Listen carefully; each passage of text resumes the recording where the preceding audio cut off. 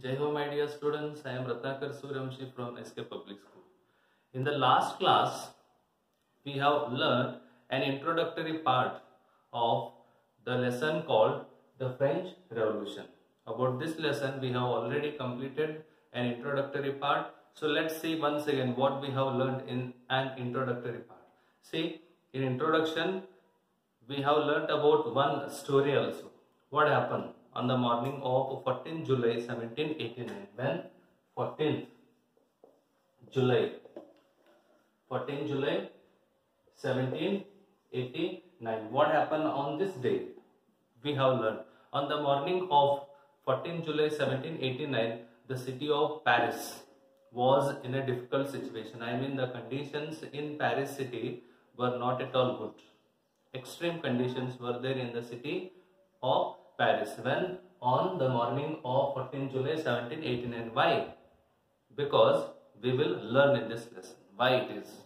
See, as the situations were not at all good in the Paris city, so that's why the king ordered the troops to move into the city. And then what happens? See, and then the rumor spread. The rumor spread that the king would soon order the troops or to the army to open fire upon the citizens, those who were gathered in that city. See, around 7,000 men and women, around 7,000 men and women were gathered in the city, and they decided to form People's Militia. They decided to form what? People's Militia. Who? Those 7,000 men and women. They decided to form People's Militia. Then what is the meaning of People's Militia? Same, obviously. People's Militia means an army formed by the civil population. Army formed by civil population or army formed by citizens or common people, that is called as People's Militia. So 7,000 men and women who were gathered in that city, they formed People's Militia in the city of Paris.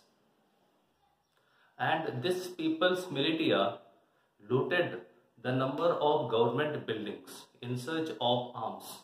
This People's Militia army formed by these 7,000 men and women, this army or People's Militia looted government buildings in search of ammunition, in search of arms, in search of weapons. And finally, a group of people, out of these 7,000, a group of people marched towards the eastern part of the city called Paris and stormed the fortress prison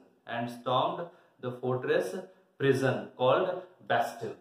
Which one? Fortress prison called Bastille was stormed, I mean destroyed. And even see why it was destroyed, because to get the ammunitions which were hoarded in the Bastille fortress prison. And then say here the commander of the Bastille, the commander of the jail was also killed, and the prisoners were released.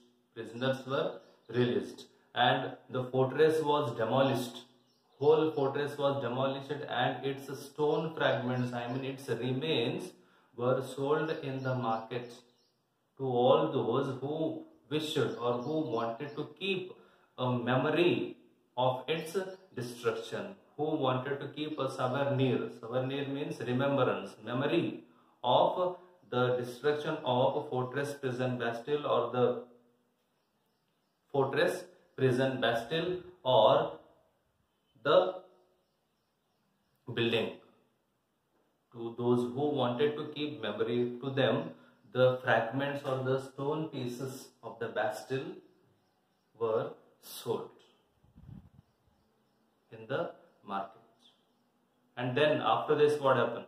Soon after, the fight or the protest spreaded across the country from Paris. First, it was started, the fight or this struggle was started in Paris, then it was spreaded across the country. Then which country?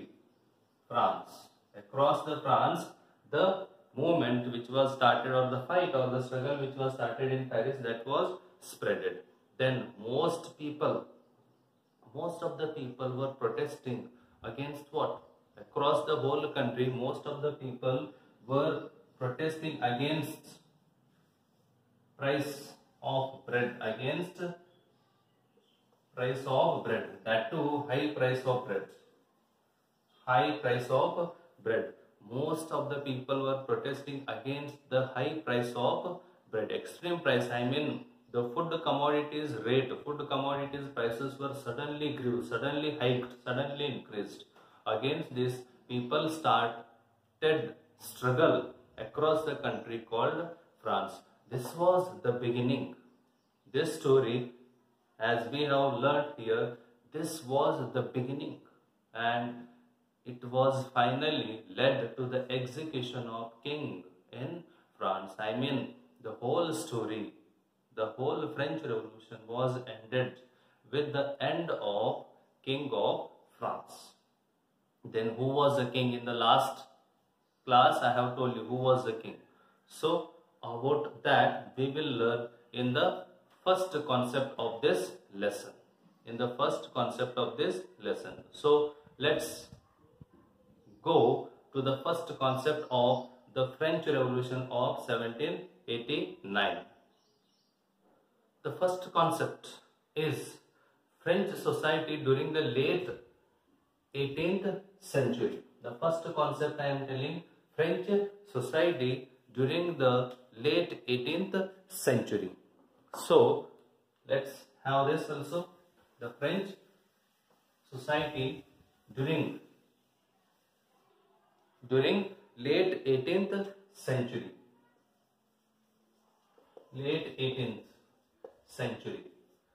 That too French society, which means here we learn what type of society was there in France during the late 18th century. What was the structure of the society, whether the social sections, social classes were there or not. About all those things we will learn in this concept mainly. See, first we will start this. In 1774, Louis XVI. In 1774, 16th Louis of Bourbon family became the king of France. When? In 1774. In 1774, Louis XVI. Who was that I said? Louis XVI.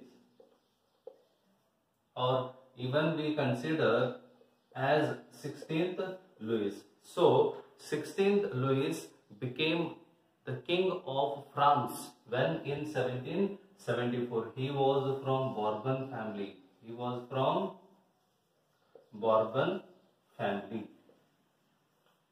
Then what happened? See, at the age of just 20 years, Louis XVI married. Louis XVI married with the Austrian king, with the Austrian princess, with whom he was married, with the Austrian princess called Mary Antoinette. With whom? With Mary Antoinette, the Austrian princess. With her, 16th Louis was married at the age of just 20. Then the new king found, when he became a king, at that time he found an empty treasury. I mean, there was no money at all in the kingdom or in the empire. Everything was drained out because of long wars. As well as to maintain an extravagant palace called Paris. To maintain an extravagant, extravagant means large, extremely large. To maintain extravagant palace called Paris, Versailles palace also, what happened? The treasury was empty. I mean, there was no money at all in the empire because of two reasons. One is long wars. Second one is to maintain an extravagant palace. Which one? Versailles. Which one that is? Versailles.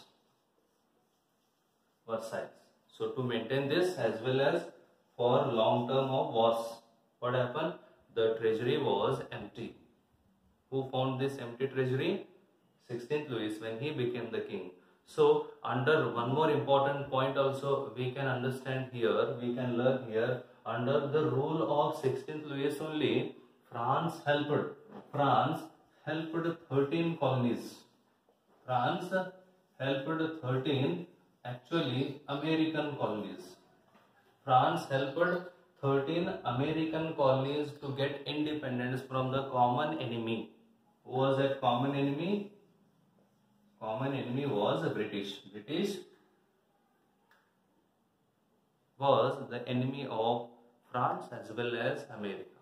So France, under the rule of 16th Louis, helped the 13 American colonies to get independence from or against the British.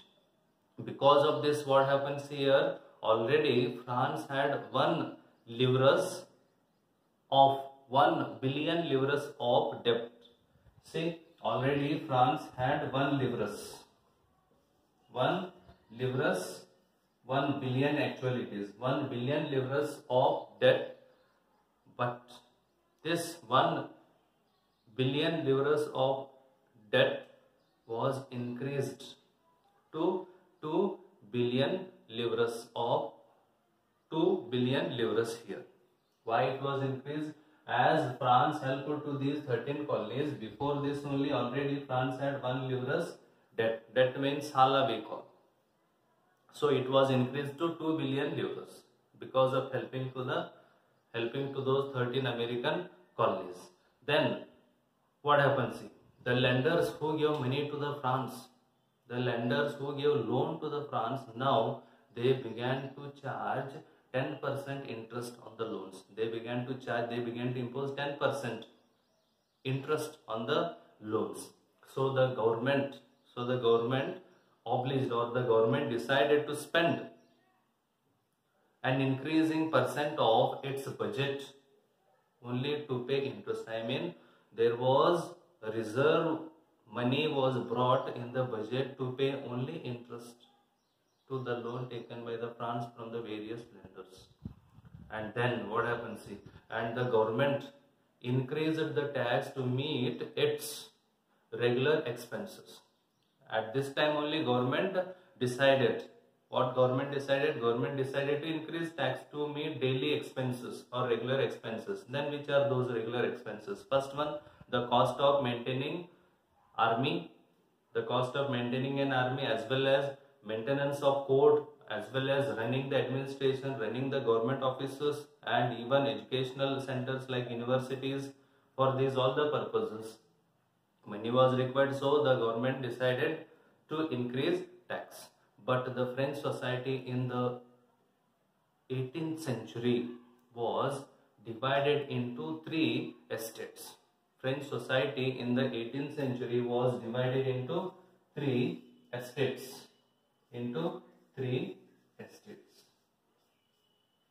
So here only the third estate members had to pay the taxes.